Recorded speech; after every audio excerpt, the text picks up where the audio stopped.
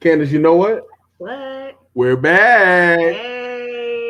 Welcome to Hey. another episode of Cohort. 1986. Today we have a very special guest, Miss Bria Gatewood. Yes. We've Yes. known her Hi. for like almost a decade now. Like Has it been that long? Yes. yeah, it's been almost that long. Oh my We're Yes, God. getting it older. has. That's right.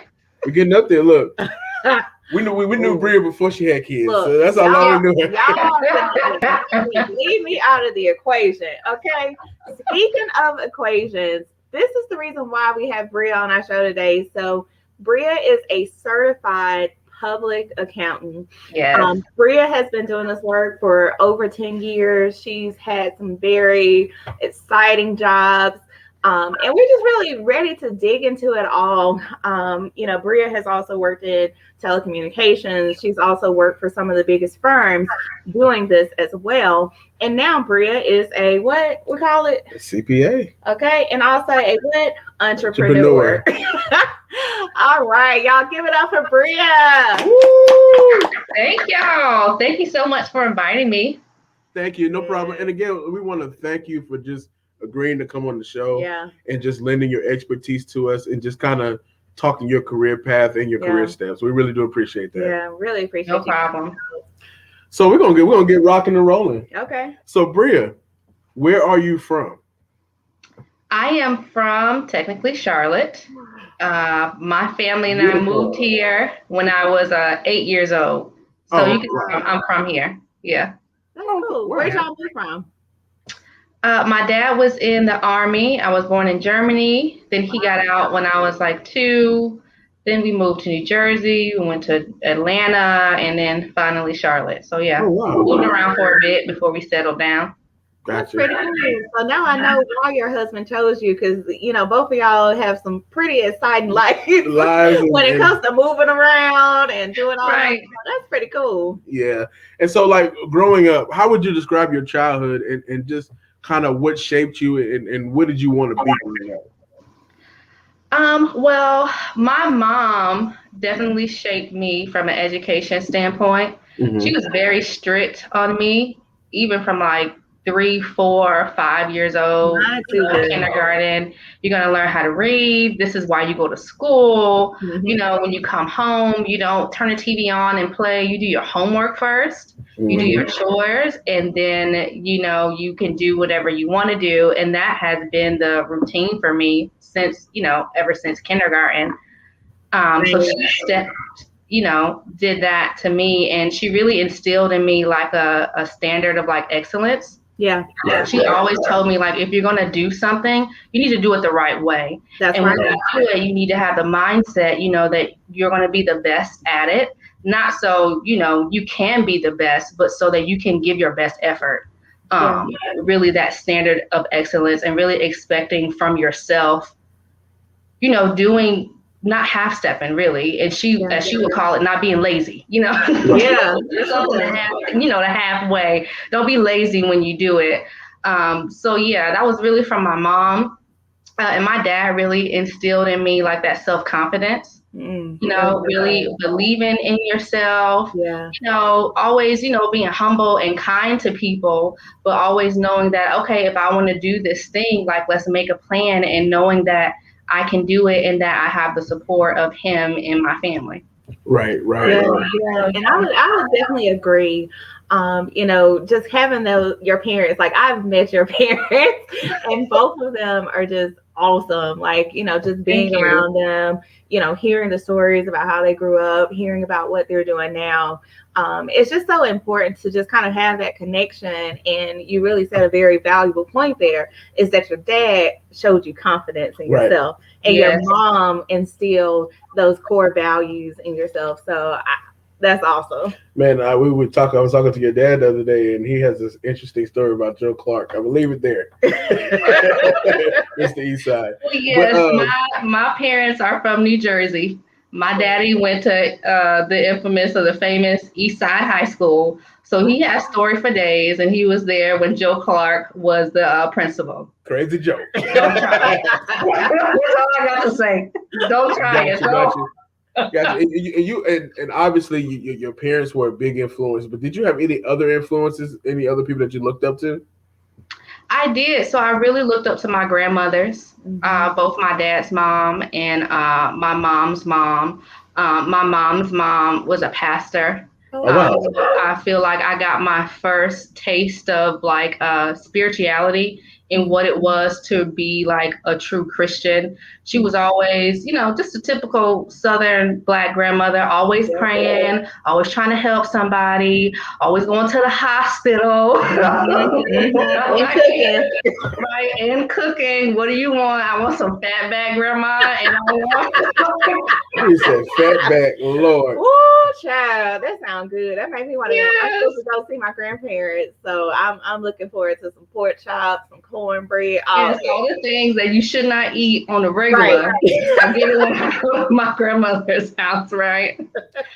And then my dad's mom, she was like my first best friend. Like I was inseparable because we lived in Atlanta, like I said, for a time. And when we were in Atlanta, we lived with my grandmother and my uncle. So anywhere my Nana went, I was right there. Right behind us. Like, where you going, Nana? You're not going to leave me, right? Right. Right. Don't leave me with these people. Like, I want to go with my grandma. Girl, I'm the same way now. Like if my grandma goes somewhere, I'm at home like, where we going? I remember my granddad is like, anytime he would go somewhere in the truck, I'll be out the door. I'm like, okay, where we going now? Where we going? Y'all ain't leaving me in the house. I'm like, I don't care who here. Right. I'm the same way. We went to my grandmother's house this weekend, and she had us the full spread. I was like, Grandma, who gonna eat all this food? I'm like, it's just two. It's just two of us. Who gonna eat all this food? Y'all don't eat this no more. She just love you. Want to make sure you got everything you want. That's it. Look, man, grandmas are a blessing from the God, from God, they man. are. Yes. But Bria, I have to ask you, when you were growing up, what did you want to be? I wanted to be a judge, not for any good reason. I was very bossy when I was younger, and I wanted to be a judge so I could tell people what to do, right? That was my logic. And how it happened was, my dad would always grill me. What do you want to be when you grow up? And I'm like, I don't know. Like, I'm 7, I'm 8. Start asking me these questions, right? And he's like, no, you need to know. Like, what do you want to be? Like, what do you like to do? Like, you need to think about these things. So I was just like, okay, I could be a judge, so I could be in charge, right? That sounds fun. And this is why we're friends. Me growing up, I was always like, I want to be a lawyer. I want to be a lawyer because I, like you, I won't call myself bossy, but I Make that face right. There are some things that I enjoy doing per se. Right. So growing up, you said that your mom was strict with you with school and everything. Which college did you decide to go to and why? So I decided to go to Meredith College pretty early. So I applied the beginning of my senior year in high school. I did early decision. So by November of senior year, I had my offer letter. Oh, wow. And I accepted it off the bat. I selected Meredith. Again, my mom made me go to that school, right? So well, not make me, but she was like, we need to at least go visit. So it's like your senior, junior year, you're getting all of these flyers, from all of these schools. Mm-hmm. So originally I wanted to go to, I can't even remember the name now, but it was a school in Tennessee. And they had a music business entrepreneurship major. Oh, wow. So I love music. Like I went to Northwest School of the Arts here in Charlotte. Like I did the whole choir and musical theater thing. So at the time I didn't have enough confidence to say, okay, I want to go to college and do this and make a career out of it. Because I was around some really, really talented people. So I was like, okay, what else can I do and still, have my music, which is what I love. So I wanted to go to that school. But it just didn't work out. You know how you call to try to get more information, and just the feel of the admin and the people in the front office. I just wasn't feeling it. And in high school, I was in Upward Bound, so I was able to go to different colleges, and I kind of knew what to look out for. And I knew that the admin of the school was very important, right? Because when something happens, besides the professor, these are the people who you're going to contact. Are they warm? Are they helping? Are they inviting? I did a tour at Emory University in Atlanta one time. Mm-hmm. And of course, we coming from out of town. We were like 10 minutes late. They were so rude to us. Really? You know, we went to the admin office or the point where we're supposed to meet to do like the in-person tour. Yeah. Like, sorry, we're so late. We got lost. We're from out of town. You know, just explaining to them what happened. And they were like, oh, well, they should be at this building by now. Like, maybe you could catch up. So we had to find, and so like things like that really matter. And not to say that like, oh, like you need to chill out or whatever, but it matters. Like not only the professors or the major, but how are the admin? How's the, you know, financial aid office? You know, you need everything to really be on point, and to cater towards the students because that's what you're there for, you know? Yeah, and that's very important. Very important. Yeah. And especially like as a minority, the way they treat you can kind of shape your experience there as well. Yeah. It can. So I didn't feel that at all when I went to go visit Meredith. I think I went to go visit spring of my junior year. And as soon as I walked on campus, like everyone, when I say everyone was inviting. Wow. Like everyone was like, oh, you should come to Meredith. We have this program. We have that program. Are you not sure? They even had a program where they paired you with like a sophomore student. Wow. You spend the night with them on campus, right, to kind of get like a day in the life at their school. So I did that, and I ended up meeting my college mentor. At Meredith. They have like a little sis and big sis program. Wow. I met my big sis through that program, and just everything just made me feel really welcome. Because I was socially awkward. I'm still have social anxiety and socially awkward, I feel like, in situations. No. So like being at a place where I felt like I could make friends, everyone was not everyone, we'll get to that later. People were welcoming. You know what I'm saying? We'll talk about that in a minute. But like, you know, for the most part, you know, the students and the faculty and the staff were welcoming. I really enjoyed it. And so I was like, you know, this is the place where I feel most comfortable. So this is where I'm going to go. Yeah. Right. You brought up a lot of good points there, Bria, and I really want people to catch that, right? So it wasn't only about the major, it was about where are you going to spend your time? And it was like, okay, I need to make sure that there are people here that I can trust, that I can go to, and that I feel comfortable going to them. And, you know, being at an all-girls school, you know, some people are like, why do you want to go to an all-girls school? Why do you want to do this? Why do you want to do that? But, you know, just kind of hearing you talk about how you were embraced and that the programs that they had, like having a big sister on campus to help support you, and also having that overnight just to kind of see what that day in the life is at that school. I mean, I think it's awesome. You know, whenever I went to college, I was like, okay, I need to look at the major. I need to look at, you know, what kind of job I'm going to get after I leave here. Right. But, you know, those things are also important. And it's one thing I probably should have paid more attention to, too, whenever I was going to school was, you know, how helpful are you going to be to me? I know better now. Right. Let's just say that. I know better now. You know, now that I'm older and, you know, working on my doctorate, I'm more cautious of how I spend my time. Yeah, you have that experience. So. Yeah, you definitely have that experience and the knowledge now, right? Yeah. But it was like when I was first looking at undergrad, like it wasn't just me, like it was my mom, it was my dad, like my whole family. And then, like I said, I was part of the Upper Bound program, which was really good. Like it exposed me to, like I said, carrying myself in a certain way, making sure that I'm very serious about my education. We went on college tours, you know, in the summer and college tours when school was in. So I feel like I was exposed to a lot. And I had people surrounding me to really give me sound advice. Yeah, and that's important. Yeah. So what's the other half of the story? Oh, so the other half of the story is when you actually get there, right? Okay. Now we're in the door. What's going on? It was just a huge transition for me as far as like the demographic and the type of people that I was going to school with, right? Let's keep it real. So I went to Northwest School of the Arts, which was basically like a half black school, half white school. These are people that I had went to school with since 6th grade because Northwest is 6 through 12. So it was very comfortable. Like I knew everybody. You know, you had your friends. Like there was no, fighting or it was a very comfortable, environment. Everyone was there to do their thing, whether it was music, vocal instruments, drama, art, like everyone was cool, basically.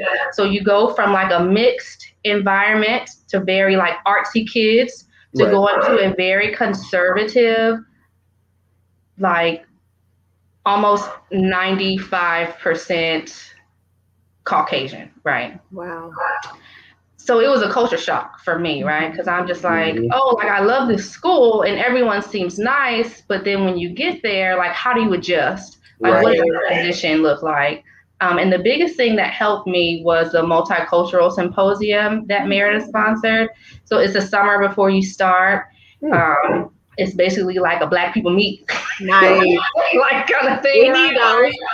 Everyone that's multicultural, come to this symposium. You stay there for a couple of days, and you get to meet all of the incoming freshmen, right? So everyone that I met there, like they were all my friends. So the first day that I stepped on campus, I had friends, right? I didn't have to worry about that anxiety of like, who am I going to sit with? Like, the class with. I ended up meeting my best friend through the symposium and my freshman roommate, who was in my wedding. So like people who I've built like lifelong relationships with, like I met through that symposium, and it really helped me in that hard transition. It was so difficult. Like I wanted to transfer out after my first semester, but my dad wouldn't let me. He was like, no, like you decided on this school. You're not going to quit. You're going to figure out a way to make it work.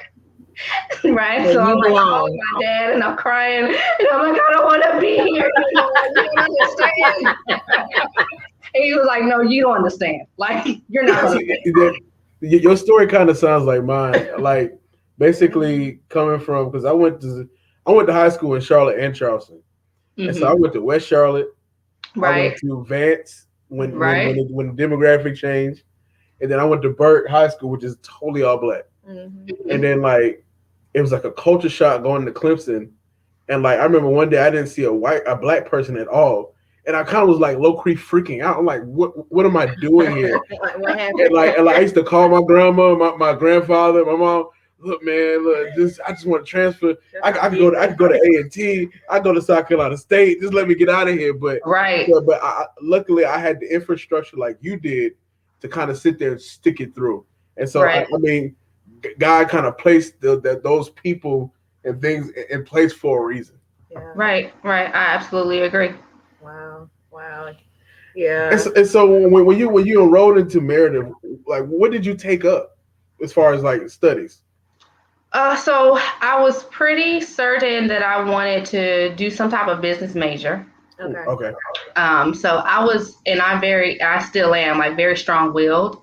Like I'm the type of person, I'm like, if I say I want to do something, then I'm going to do it. It doesn't matter. Like if I finish crying, half dead, bleeding, like, I want to get it done. So I was sure I wanted to do something in business, but I wasn't sure what yet. So, when you go to college, they give you the whole thing. Oh, you don't have to pick a major until your sophomore year. And I'm like, that's not going to cut it for me because Meredith at the time was close to $30,000 a year. I don't have money or time to waste, right? And if I didn't know what I wanted to do, I should have stayed home. Right. Like, that's just it. Figure it out and then go to school. So I took like entry level accounting classes, marketing classes, business classes. I basically looked at the like the prereq classes for any business major, like so I wouldn't waste credits, right? I'm like, okay, well, everyone takes intro to marketing, everyone has to take that accounting class. So let me take that, do the intro, and then figure out what I wanted to do. Right. And I ended up doing accounting. And that was based on the fact that accounting majors at the time, it said, ended up making more money than any other business major. Yep. So that's another thing too. Like I had come from, like a high, low income family, right? And so my whole thing of going to college was to make a career, to make a living for myself, where I didn't have to worry about, do I get gas this week, or am I going to buy groceries? Is the light going to get off, or am I going to pay my cell phone, right? Like, no knock to my parents, because, they gave me and my brother everything, but they also instilled in me, like, you need to have a career so that you can be financially stable, right? Yes. So that's another thing that I looked at, like, okay, I just don't want to be like a business admin major. Like, what am I going to do when I get out of here? How much money am I going to make? Like, this is not a game. Right. Same. I totally understand. Totally understand. And that's a good point too, Bria. And, I think that's something that people can take as well is, if you have a ballpark, take a look at everything and make sure you just plan it out. And then, pinpoint something that you are going to do. You need to lead it with something. And so what was kind of that process with you kind of settling on accounting? Well, like I said, I knew I wanted to do something in business, right? Because growing up, I always looked up to people who are in corporate America.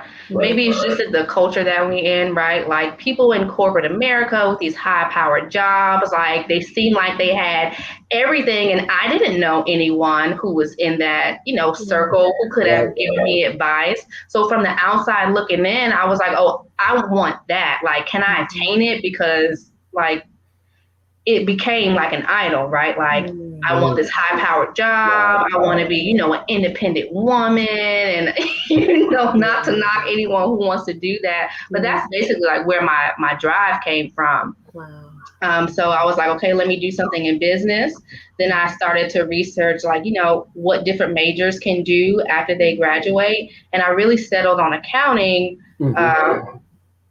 because I liked it. And I was good at it. Like I was always good at math. Like math was my strong point. And not only math, but with accounting, you have to follow rules and procedures, and everything was very precise. And I'm a type A person. So I'm like, okay, I have to follow these steps, A, B, C, D, E. I have to know, when you see this, that means that, like basically like a rule book. I'm like, oh, I can do this. Oh yeah, for sure.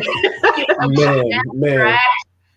I have to like make something up. I'm like, make it up. I can't do that at all. Like, it's so bad. Like, I'm still that way. Like doing arts and crafts with my kids, I can't stand it. Like they love it, but I'm like, why am I doing this? And they're like, oh, mommy, let's draw. And I'm like, why? We can color the outline thing first. We want to pay by number, okay? We gotta do number. Like, we can do a puzzle with mommy. Mommy likes puzzles, right? Each piece goes in its place, and we know where it goes, and when we're done. Oh God, let me find out. We gotta go paint and color with the nephews and nieces. Yes, you do. You do, because it is very limited over here. Okay. Hey, look, Auntie Candace will do it for them. But Bria, I want to fast forward. So you graduated with a BS in accounting. Yes. And I see that you went to get your master's degree. Mm-hmm. Did you roll right into it, or did you work first? No, I enrolled right into it. Oh wow, smart lady. Yeah. So, like just going through the whole program at Meredith, and just learning more about the career path that I had chosen. You don't need your master's, but you need a certain amount of credit hours to be a CPA. So basically, those credit hours is the equivalent to a master's degree. Oh, wow. I did not know that. So, I said I have a mindset that if I'm going to do something, like I want to do it the right way. So I was like, okay, if I'm going to major in accounting, then I want to be a CPA, because that's like the highest attainable, level. Like I wanted that security, and I wanted the knowledge to make sure that, I could go into the business world and I would be equipped to handle whatever it is, wherever I would land up, basically. Right. So after graduating Meredith, I went to East Carolina University to get my master's in accountancy, it wasn't a easy road. Mm-hmm. So, you have to take the GMAT for business graduate programs. Mm. I could not make a 500 like on that test. It was bad. The test had me in tears. I think I took the test like 3 times. Mm-hmm. After the first time, like my score was so low. It was so low I don't even remember because it was shameful, right? Like that's how low it was. I was like, oh my gosh, like I'm a good student. Like, it happened. Like, what is going on? Like it really shook me. Mm-hmm. After the first attempt, I called my mom and I was like, I'm just coming home. I'm not going. But I took it 2 more times. Okay. I think I finally got my score up to like a 470 or 480, which still wasn't enough, right? Like because the average score is a 500. Mm-hmm. So from that experience, I learned that just because you're a good student doesn't mean that you're a good test taker. Like, right. Maybe you're, I don't know, like it was an issue, like even with my CPA exam, like taking a test. It's just something that I wasn't good at, these standardized tests. But it was a blessing that I even got into East Carolina University. So I was very determined, right? My top schools was Wake Forest, and like all these other like top tier schools, right? Yeah. So I remember like emailing and calling Wake Forest all the time. Like they had like a admission counselor come to NC State, which is right down the street from Meredith. I set up a lunch meeting with her, right? Like she didn't even cover me, right? But I was like, oh, I see you're going to be in town. I need to talk to you. Okay. And so I told her, listen, these are my scores, but I will be the perfect candidate for your program, right? And so she gently let me down.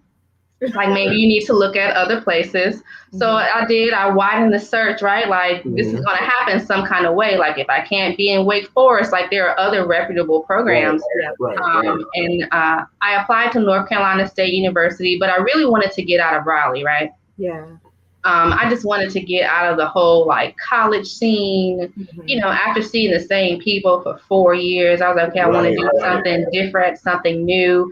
So I applied to East Carolina University, and I went down to the school to visit the admissions counselor. I was sitting in his office, and I let him know, listen, I took the GMAT 3 times, and my score is not going to increase. This is what it is. And he pulled up my grades on his, computer, and he was like, oh, no, you're good. You can come.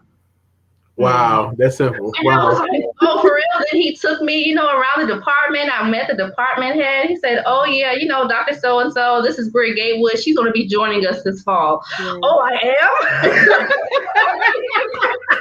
But you know what, Bria? This is a great story of resilience. We always talk about resilience, but this is what it looks like in true form, right?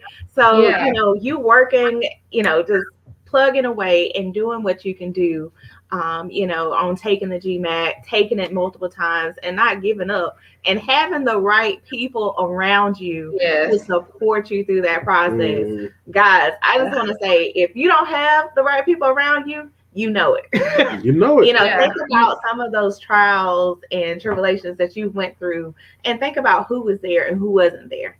If you don't have if no one was there for you, you need to regroup. You need to regroup. Yeah, and it's very easy. I can get discouraged very easily. So it is good to have those people around you who can say, no, you can do it. And the thing about, showing resiliency is there's more lows than highs, right? Yeah. Right. Because it feels like you're always struggling, like you always have to fight to do something, like you feel like you're going to give up, but then you have something within you that's like, no, like, I'm not going to give up. Like, let me research, find another way. Like, there must be some other way to do what I feel like I have the capability to do. And that's really a big part of my story, is always feeling like people would look at me and say, oh, do you really want to do this? Are you sure you can do it? It's like, no, but I know, like, I see, what the goal is, and I know that I can do this. That's it. Like, I'm 100%, confident. I had an experience with a guidance or career counselor at Meredith. I told her that I wanted to go directly to graduate school, and she told me that I shouldn't put all of my eggs in one basket. Wow. So I just, no hard feelings. I just knew that, she was a Caucasian woman. She's not a Black woman. And what I knew from my mother is that when you want to get your education, you need to go straight from point A to point B. Like, don't stop, because life happens, right? Mm-hmm. It happened with my mother. She wanted to go to school, and she got pregnant. She went back to school, and she got pregnant with my brother. Like, life happens. Right. So if there's something that you want to do while you have the opportunity and the time and the resources, you need to get it done. Right. That's a good point.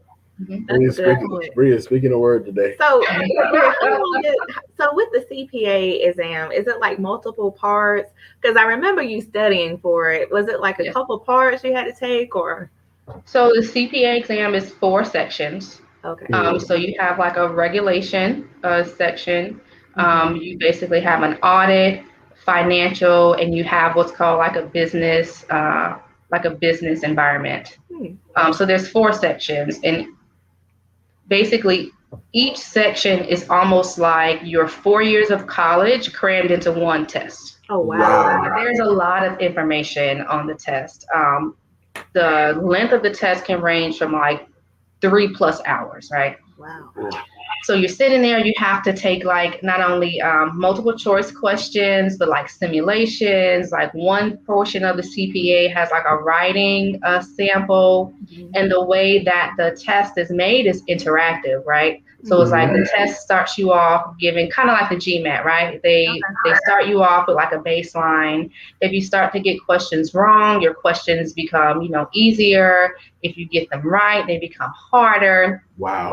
But the thing with that is, like, if you answer, the easier questions, if you have more questions right, your score could potentially be higher than someone who was offered higher questions, but then they got most of those wrong. Wow. Right. So there's the anxiety of remembering all of this information, making sure you select the best answer, and then trying to figure out, is this question harder than the last question that you gave me, or is it easier, right? Like, am I going to pass or fail? Wow. So, I can't even imagine. I mean, I wouldn't know where to start, because it's just like after a year or so, like I do these brain dumps. So it'll be like me starting from scratch, basically, taking that exam. Well, it took me 6 years to pass, because you have to pass all 4 sections within an 18-month rolling basis, right? Wow. So I took my first section when I was still in grad school in East Carolina. They had an awesome program. Anyone wanting, to look for a very affordable, awesome program. East Carolina was amazing. The professors were awesome. Built into their curriculum is the CPA like exam prep. So I didn't have to come out of pocket extra for the CPA exam prep, because these programs are expensive, right? When you have to pay out of pocket. But if, you're doing it when you go to class, it just makes it, 100 times better.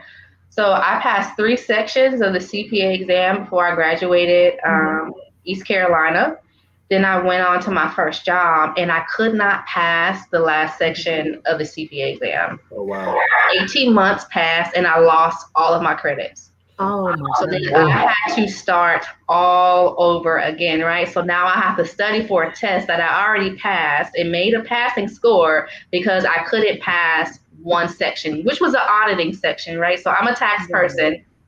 I don't like auditing. You know why? So I took the audit section of the CPA exam 6 times before I passed it. Wow. Then after I passed it on that 6th time, I started studying for the other 3, that I needed to get back. Wow. But yeah, it was a long journey. Wow. And so you made it, girl. And so you talked about your first job. Like, what was that? What was that job? And just kind of like, what was your challenges? Just trying to adjust to the working world and using the principles you learned within your accounting curriculum. Okay, well, my first job was with PricewaterhouseCoopers, which is one of the big 4 accounting firms. It's an international accounting firm. At the time, it was the #1 firm, #1. So I am a PwC alumni. Yes. The experience was awesome. Like, from the beginning, I was just humbled at what God was doing like in my life from a career standpoint. I ended up getting the position after I did an internship. So the office that I was located in was right outside of DC, so Tyson's Corner, Virginia. So I had the internship there. Like I rocked it. I love the people. I love my partner. In my department or my group, I was in international assignment services, which is basically doing like tax returns and other type of like HR projects for companies who send their employees overseas. So like me wanting to travel and getting exposed not only to like tax, but people who live in different places. And my group was also very diverse. I had people from, the Caribbean, Venezuela, like Australia, just different, like amazing people. Like I really loved it. So yeah, I was able to have the opportunity to do that, which not a lot of people get the opportunity to be employed by, such a large, prestigious firm. Yes. So yeah, I stayed there for almost 2 years. And from that standpoint, like still it is the foundation of my career because it's very fast paced. You do a lot, but you learn a lot. Yep. So for anyone wanting to just dive in and work, you're going to work 65, 70 hours, but you're going to, just be thrown in there. Like, okay, like do this. All right, you're good at this. Like, I'm going to send you this and I'm going to send you that and I'm going to send you that. Like at the time, like I didn't know how to say no. And I didn't know how to, stop myself and take a breather. So I really was burned out. Yeah. Like, and that's something that I heard, when I first started with PwC was, okay, a lot of people quit because they're burned out, and just me being me, I'm like, oh, well, that's not going to be me. Like, I don't get burned out. Like, I can work from sun up to sundown. Like, what you need me to do? Like, oh, you have another project? Let me jump on it. Right. But I mean, now that I'm older and I went through that, it's like, people talk about like, career and life balance, like it's a real thing, right? Because if you're always go, go, go, you never stop. Like I had a company cell phone, so all times of night, like you're getting emails like all the time, like you can't turn off, you can't shut off. Like everyone's a human, you're going to be burned out at some point. Yeah. Right. Wow. And so you mentioned your career starting out in DC, around the DC region. Yes. So what prompted you to come back to Charlotte? Well, like I said, the position was very fast paced, right? So I felt like I was burning out and it really had a negative effect on my performance. So it was like when I would do things and make simple mistakes, like things that I knew how to do. And my, manager would come back to me and say, hey, Bria, like, did you catch this? Like, hey, what's going on? It was the effect of the burnout. I was also personally in a very emotionally and verbally abusive relationship. I was in DC by myself. I didn't really have like a lot of friends. I didn't have family. So I was kind of isolated, right? Yeah. So when you're in these type of abusive relationships and you're isolated, like it's very, bad for your mental health, like you become like depressed and all of these things. So it was really accumulation of all of those things. And I had finally got to the point where I left the relationship and I just couldn't be there anymore. I didn't have the same joy that I had when I went to my job. I was becoming like bitter. I wasn't appreciative. And I just remember praying like, Lord, like, I just want to get out of here. Like, and I really felt bad because I knew it was only because of God's grace and favor that I had this opportunity. So I really didn't want to let it go, but I was like, I just can't continue to live this way. And I just needed to come home. Yeah. And my mom is a type of person. She's like, if you get out in the world and something happens, you can always come home. Always come home. She's not the type of mom that's like, when you're 18, you're done, you're grown. She's like, no, you're 55, you're having a hard time. Come on. What you want to eat?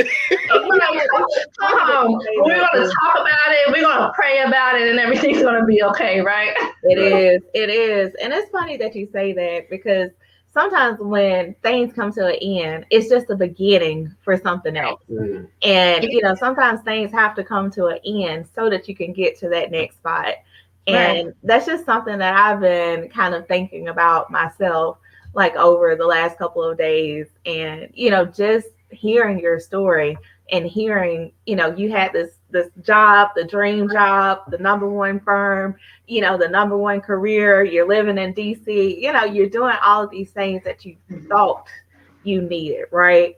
But those things had to take place for you to get to where you are now. So that was just such a blessing for you to be transparent and share that. And a lot of people can learn a lot from that. Sometimes relationships, sometimes jobs, careers, or whatever it is, it has to end.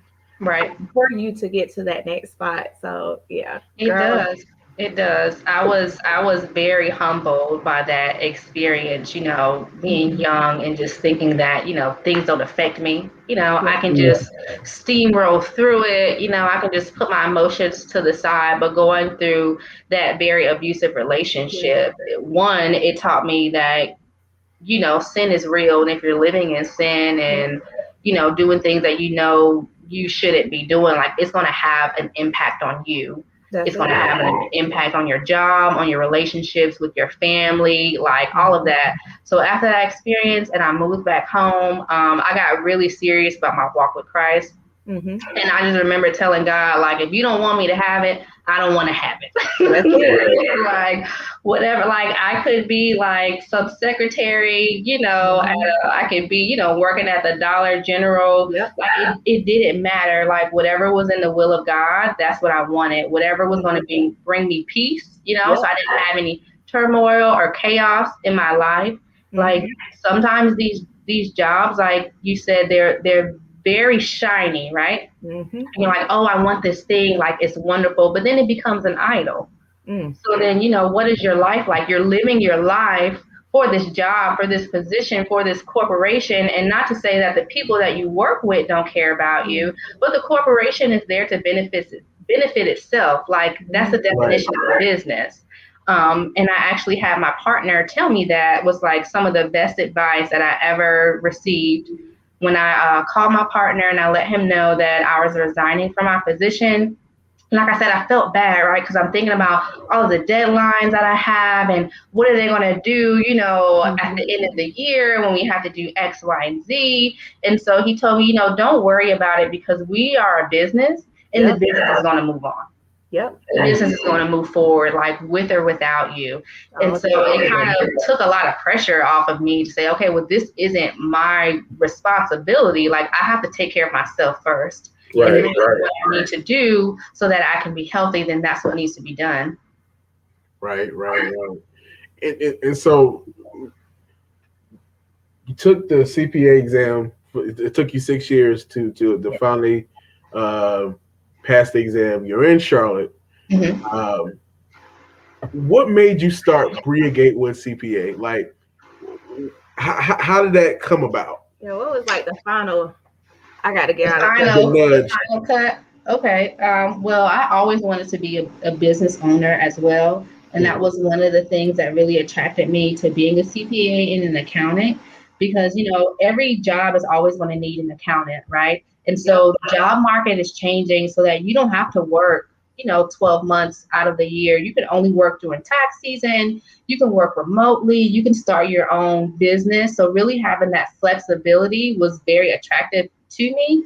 And it's always something that I wanted to do since, college, and I started to learn about this career path.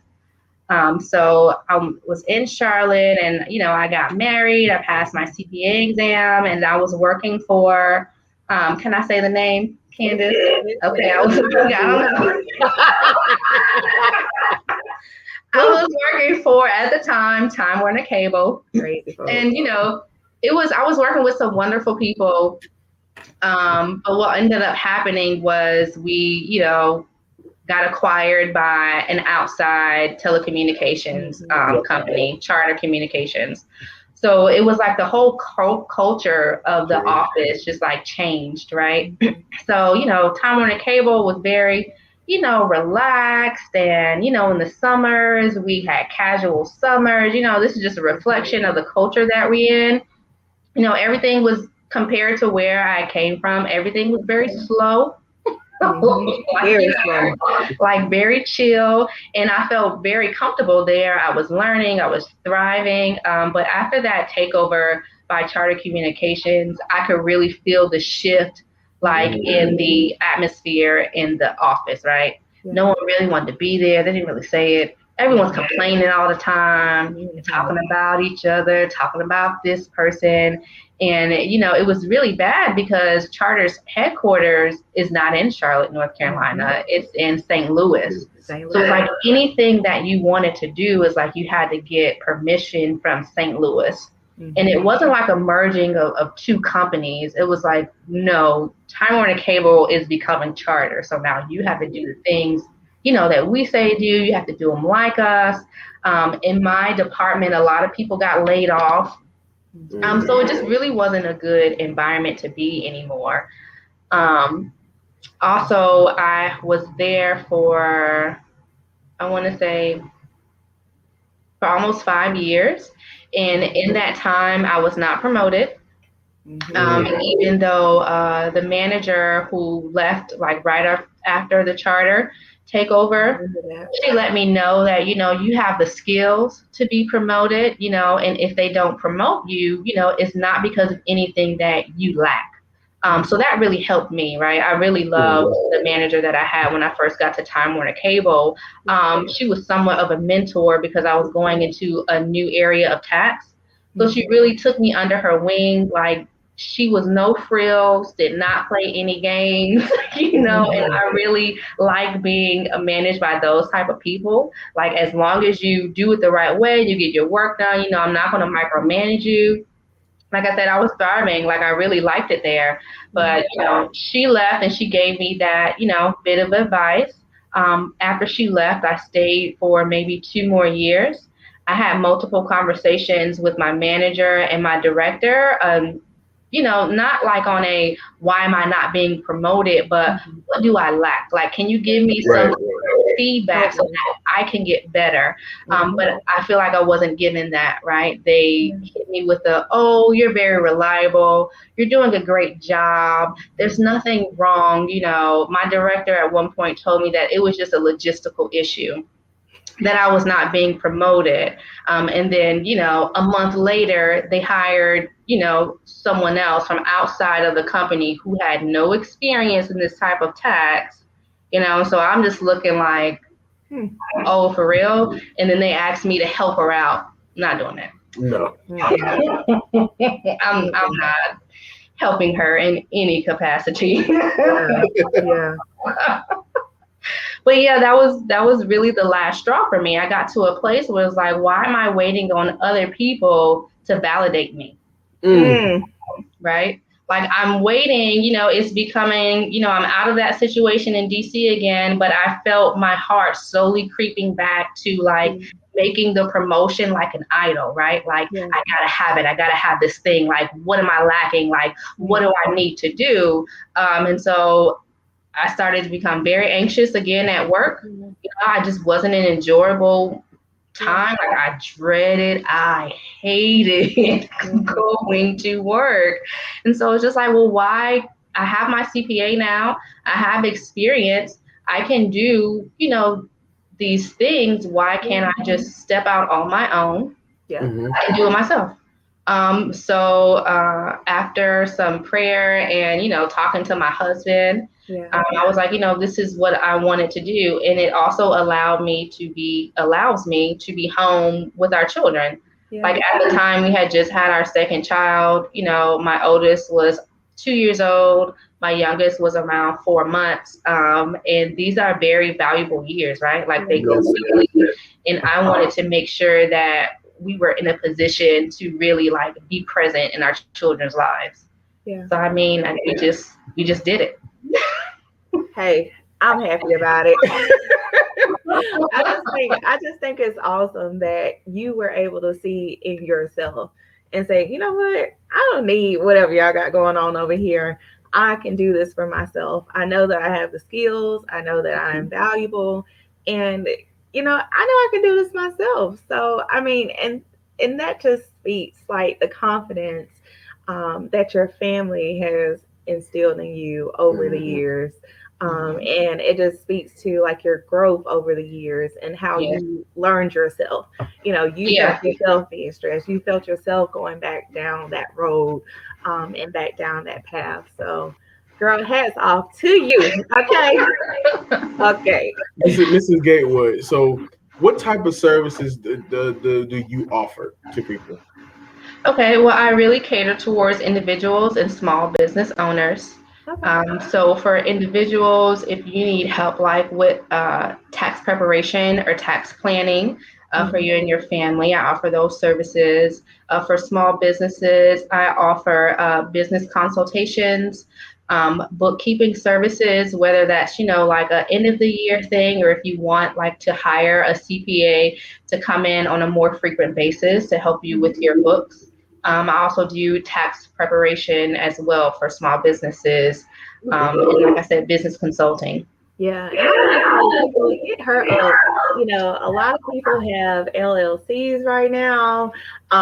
So we got a lot of new businesses floating around. Make sure you get right before next Yes. year. Because Uncle Sam don't play. No, Look, make Uncle sure those Sam books does are in order. not play. I deal with the IRS and North Carolina Department of Revenue, and you do not want to owe the government money, right? It's stressful. The numbers start adding up every year, and don't ignore it because it will not go away. It does not go away. If you haven't heard from Uncle Sam in a couple years, he does not forget because there is a 10-year statute of limitations Oh my God. Oh for my him God. to collect on the debt. He does not forget, okay? Oh my God. And I just want to make sure that everyone heard you. She is a CPA. Yes. We got a lot of people out here with the whole PPE loans. She can help you with that. She can help you get your business started. She can help you get it together from bookkeeping, bookkeeping, making Yes. sure. Your funds, and your books are all accounted for, and are in Right. order and are legal. Right. Yes, and I feel like it's really important for small business owners, right? Because you want to know your business inside and out. Mhm. And your financial position is just part of the whole thing, right? Yeah. So if you have a booming small business, but you don't know, if you're in a profit or a loss position, like how Mhm. much are you spending on expenses? Like, can you cut back in a certain area? Like your CPA or whoever you're working with should help you have a clearer picture of your financial position, right? And to help you understand your business because it's your business, right? Yeah. Right. And so what's one tip for people like, when it comes to like finances, like what's a good tip for people like where to start at, maybe the budgeting or something. Right. I would say budgeting from an individual standpoint, like you, your husband, your partner, like just start to track, your spending habits because that's really what it's about. Like it's your habits. Your habits can become, good budget or bad budget. They have so many apps now that will track it for you. If you're not like me and my husband, we bring out the good old Excel spreadsheet, and we have a great time in our budget meetings in Excel. Like you don't have to do that, if that's not your thing. Download a free app on your phone and let it track your purchases. And then Right. it can categorize everything for you. So you can see, oh, this week I spent $200 at Starbucks.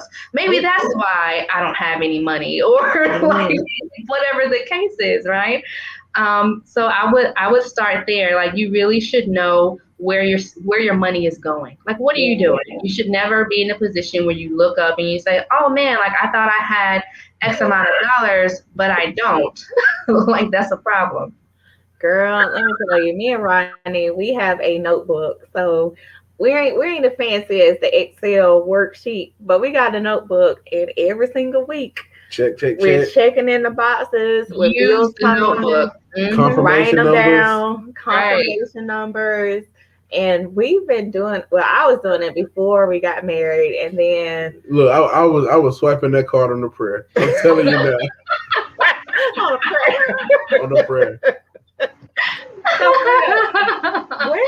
where can people find you? Like how can they get in contact with you to do your services?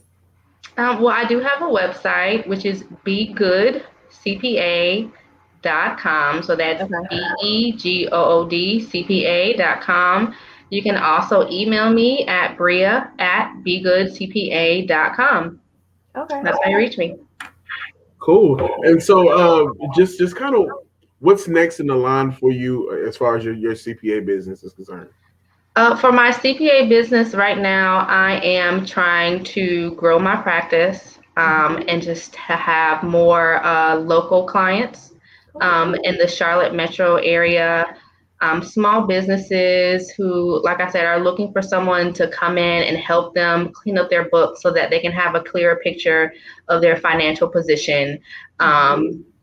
So that's really where I am. I'm also trying to expand into tax resolution services. So services for people who owe the IRS or North Carolina or whatever state it is, lots of money. It can be very stressful, but there are different, options for you. Yeah. Where you don't have to, be afraid that the IRS is gonna, take your house or, seize your bank accounts. Yeah. Don't let it get too far. They will. But you have to let it get to a certain point. Yeah, don't let it go. And finally, so you had the CPA firm, you have the kids, you're married, and so how do you balance everything for somebody in a position like yourself? Like how does Bria balance everything and still stay above water? Right. But I will say it's difficult, right? The transition has been difficult. Like when you go to an office, from 9 to 5 or whatever it is, you're able to compartmentalize, right? When I'm at work, I focus on work. When I'm at home, I focus on the family life. But now it really is like a juggling act, right? Like I have to make sure I'm very scheduled and intentional, right? I have the time with my children where we do, our learning activities, try to make sure that their schedule is very, as tight as it can be with, 3 toddlers every day, right? So I'm juggling and also making sure that I have that time so that I can, dedicate it to my clients, right? Because I am providing a service and I want to make sure that my clients are satisfied. Yeah. And really like working with my husband, right? So like saying, okay, well, what's your schedule like this week? Okay, well, I can, can you give me time here and time there? And it really is like a 24-hour thing, right? Like, because I have to make sure everyone in my household is satisfied. And I also have to make sure like I stay on top of my business. Yeah. Right. And then that is perfect balance. And then finally, do you have like any closing remarks, any like poignant statements that kind of stick with you? I would say just kind of what we discussed, like making sure that you're surrounded by people who support you and who love you and know what you're capable of doing, right? Because there are going to be moments where you doubt yourself or you don't think that you're able to do things. But really like your tribe or your community, however whatever you want to call it, like that's very important because I definitely wouldn't be where I am today without my family. Without my friends who encouraged me, when I was like, forget the CPA. I don't need them. That's a good point. And I'm glad you really talked about community. And we want to shout our community out. Bria is one of our community members on our website, Cohort. 1986.com. Okay. So we have a link there where we have our podcast community. You can find Bria's logo there that has her phone number, her email, all of that great information. And we also have our other community members. We have Melanin Prep that does graphic design. We have Miss Ricky Stevenson with Black Paris Tours, New Generation Investment Group. They do credit repair. Kelly knows nursing, so she mentors future nurses. We also have Carolina Blitz for all your sports, Carolina sports news. We also have Deshaun Spears, master hairstylist who does my hair. We have Perry Counseling for counseling services and mental health, and as well as BBOC, who's our newest partner. So with BBOC, we're going to be doing a new series called Marketplace Discussions. So you guys will be able to see that during the Buy Black Week, which is June 14th through the 20th. So we'll be featuring different entrepreneurs, like Bria, and we'll be getting more information about their products and services as well. So be on the lookout for all the information coming up soon. Again, if you want to reach out to Miss Bria Gatewood, yes, it's Be Good CPA. It's down there, y'all. .com. Yes. See at the bottom. Okay. And if you want to contact us for anything, interested in being the guest, or just want to see some of our past shows, it's cohort1986.com, and just follow the links there. And again, we want to thank Miss Bria Gatewood for allowing us to interview her today. Yeah. No, thank you. And highlighting her CPA business. And we just want to thank you again. Yeah, be honest, I did. Thank you. It was fun. Thank you so much. Thank you for coming on, Bria. And tell the kiddies that we're very thankful for allowing us to borrow their mom. With their mommy. Okay. All right. You hope you have a wonderful day. Bye. Okay, thank you. You too. Bye.